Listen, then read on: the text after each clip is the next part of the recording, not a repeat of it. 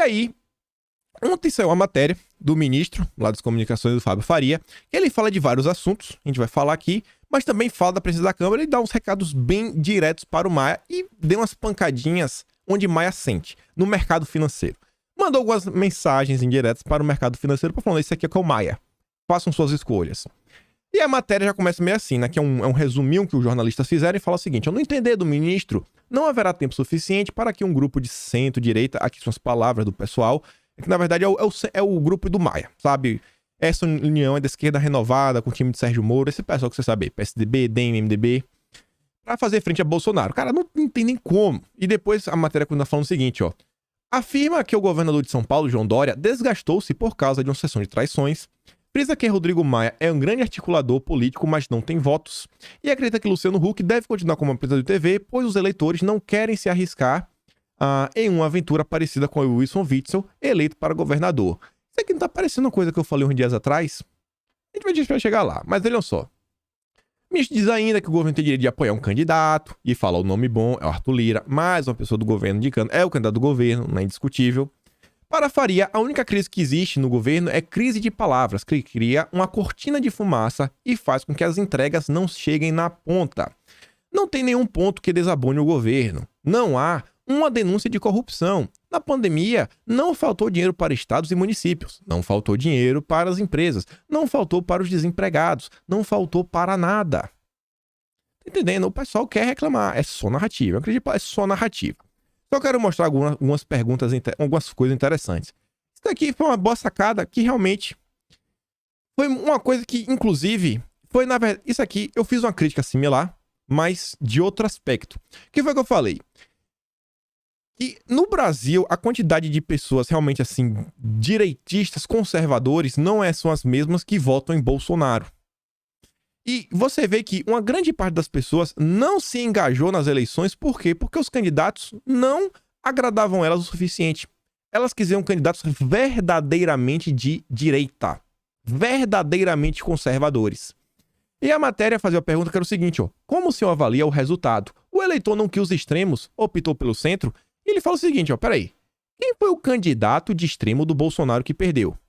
Eu até conheço o Bruno Engler. O Bruno Engler realmente é um candidato de direita. Mas tirando o Bruno Engler, ele mesmo pergunta, o Russomano? O Russomano é um de extremo? O Crivella? O Crivella é um candidato de extremo? Eu acho que não. Eu acho que não, né? É uma leitura que, ele continua falando, é uma leitura que ainda não consegui fazer. Essa imprensa tentou colocar. Óbvio que se você lê muitas vezes a mesma coisa, acaba seguindo o caminho. E a narrativa que todos estão fazendo é o Dória, é o FHC, é o Maia, sei lá, o Mandetta, o Moro, todo mundo é a mesma história. O Luciano Huck. Ó, não, o povo está fugindo dos extremos. O povo está fugindo dos extremos. Mas quando você olha, não teve candidato de extremo. Foi só candidato meia boca. E depois ele fala, mais uma vez, da questão que a gente também já comentou, que eleições municipais, o fator local é muito mais importante do que o fator nacional. E nas próximas eleições, cara, não significa que vai depender das eleições do atual momento. Bolsonaro segue firme e forte. Segue firme e forte. E diz, ó, se o candidato for bom, aquele apoio influencia um pouco. Cada apoio o apoio de Bolsonaro, mas não altera a eleição. O principal recado que ele deu foi a sinalização para o eleitor conservador, que foi aquele que votou nele. Não quis passar 2020 batido e retribuiu dentro do que podia fazer para mostrar isso para o eleitor. E aí você vê outra pergunta interessante, ó. Mas as forças de centro saíram mais fortalecidas. Como o senhor avalia? Forças de centro, você vai ver o que eles estão querendo falar, né? Acho que nada disso influencia. Se for voltar 2 anos, em 2018, o Alckmin fez uma aliança gigante para ir 7 minutos de TV, Bolsonaro com 7 segundos venceu. O Alckmin tinha apoio de governadores nos estados e não conseguia ir porque eles não queriam recebê-lo. Do mesmo jeito que a eleição municipal é descolada nacional, a presidencial também descola, é paixão. Os candidatos atraem essas paixões. E depois fala no Nordeste que era tão fechado e que hoje ainda está mais aberto. Ou seja, Bolsonaro tem a força do passado e agora vem ganhando mais e mais terreno dentro do Nordeste. E aí você vê isso daqui, ó. A avaliação que o senhor faz, então, é que o resultado foi bom para o governo? Aí ele fala o seguinte, ó. O resultado não altera o governo. Esses partidos de centro estão comprando com o governo, eles precisam mostrar resultado. Isso aqui é interessante, ó. Os partidos de centro precisam mostrar resultado. Ele está falando que até o momento, o famoso Centrão não mostrou o resultado verdadeiro. E ele fala isso com base em quê? Eu sempre defendi e continuo defendendo. O Bolsonaro não está virando centrão. Os partidos de centro é que têm que abraçar as bandeiras do Bolsonaro. Eu também já falei isso.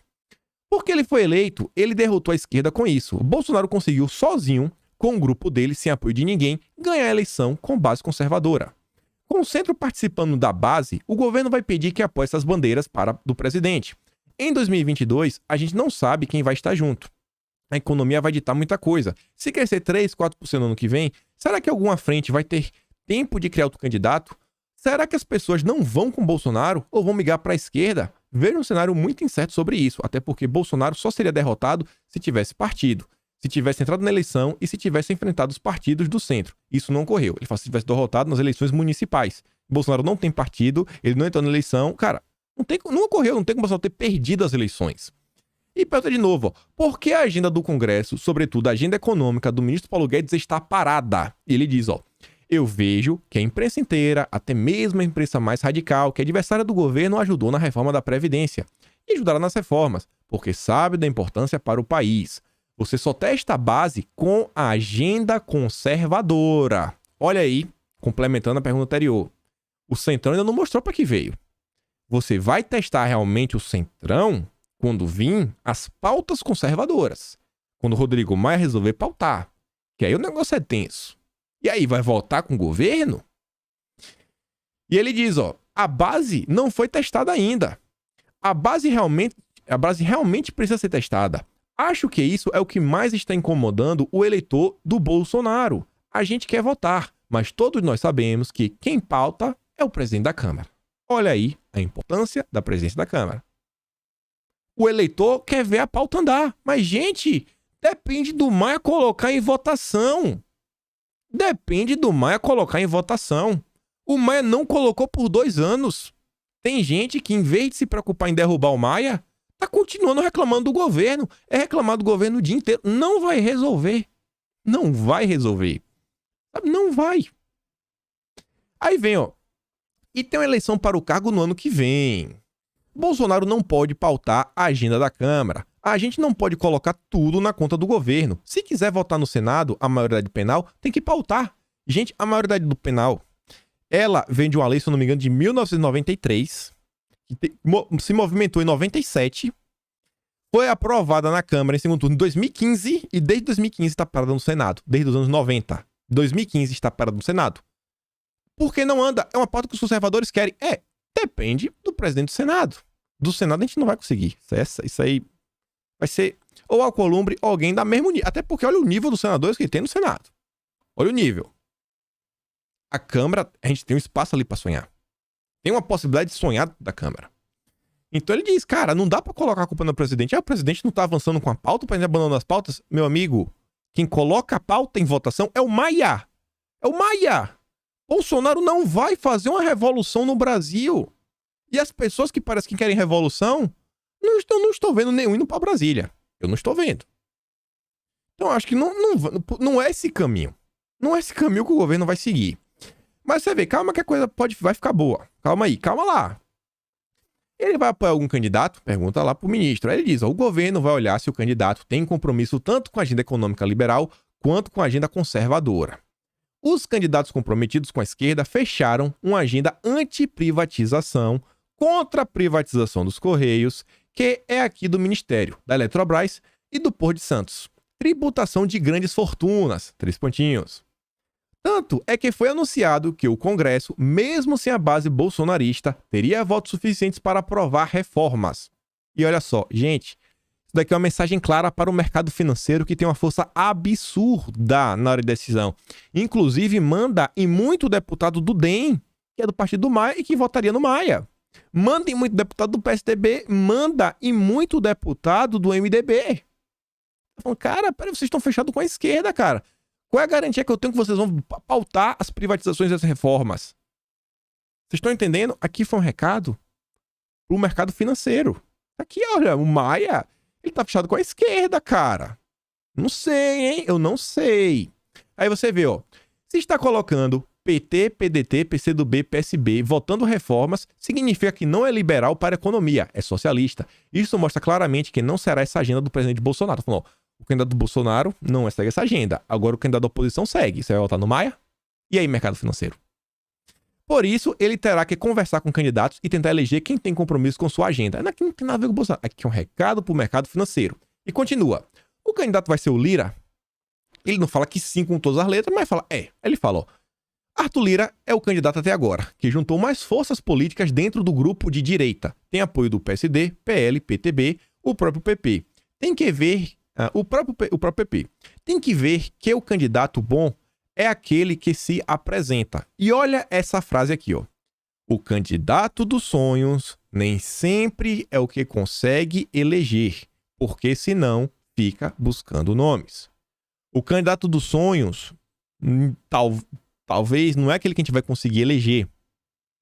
Tá entendendo? Então, a gente tem que pensar no nome que a gente vai conseguir eleger, não no nome dos sonhos. É muito bom sonhar, mas não é uma indicação do presidente. Ele vai lá e nomeia. Eu vou assinar, vou pegar a canetinha Bic, eu não tenho caneta aqui, assinei aqui, ó, você é o presidente da Câmara. Não. São 257 votos. A gente conhece a política brasileira. É números. É números. Aí você vê aqui, ó. E o Rodrigo Maia? O senhor falou o nome dele associado à esquerda. Acho que o próximo já são os números já, ó. Já são os números, a gente vai chegar lá. Rodrigo Maia é um nome forte para o mercado financeiro. Olha o que eu tava falando. Nome que tem uma legenda econômica. Por isso, não pode ser candidato com a esquerda. Vai jogar o jogo dele, fora. Ele é um candidato liberal na economia. Se for eleito com a agenda da esquerda, vai construir tudo fora. O nome de Rodrigo Maia não é um nome forte de votos. Ele é forte como político do Congresso, player do mercado financeiro, político de peso, que deve ser respeitado. 5 anos para dentro da Câmara, mas não é de votos. E aqui, inclusive, é uma pergunta que já engloba na questão de planos para 2022. O que foi que eu falei lá atrás? Esse pessoal criou um Leviatã que nem eles conseguem controlar. Porque o PT realmente tem um eleitor fiel, mas está queimado. O PDT precisa da base do PT e tem dinheiro, mas não tem eleitor fiel. Maia consegue agrupar ambos os lados, mas não tem votos. O Dória é brigado com um monte de gente. Luciano Huck acabou de chegar, um outsider. As velhas raposas não vão querer. Olha aí. O diagnóstico foi certo, né? Em relação à eleição do Congresso, que conselho o senhor daria para os grupos que querem ser candidatos? Aí ele fala, ó, que esqueçam a eleição da Câmara e fechem uma agenda Brasil. Eu coloco a Câmara dividida na eleição. É momento de pensar no país. O Rodrigo Maia tem agenda liberal na economia que é importante que seja mantida.